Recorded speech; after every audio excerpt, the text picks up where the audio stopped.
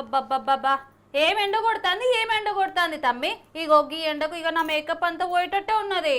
ఓ బిత్తిరిదానా, బయట ఎండ కొడితే మంది పానాలే పోతున్నాయి, నీ మేకప్ అంట పిచ్చిదాని లెక్క. ఏంద్రా నన్ను పిచ్చిదని అంటున్నావా?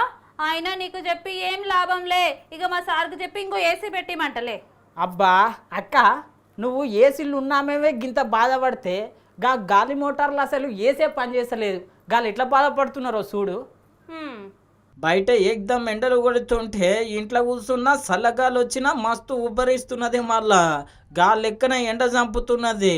ఇక ఇంట్లోన మనకే గట్లుంటే ఇక హైదరాబాద్ నుండి కొచ్చికి పోతున్నా గిల పరిస్థితి ఎట్లున్నదో చూడుండ్రి. 5 घंटे हो गए हैं 5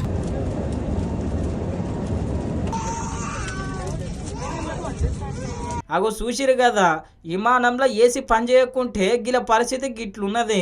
ఈ అట్టముక్కలు తీసుకొని గాలి ఉదుక్కుంటున్నారు. గిట్ల గంట సేపే అనుకోగలరు, కాదు దగ్గర 3-4 గంటల సేపు గిట్లనే అట్టపెట్టెలతోనే గాలి ఉదుక్కున్నారు. మళ్ళా 5 घंटे हो गए हैं 5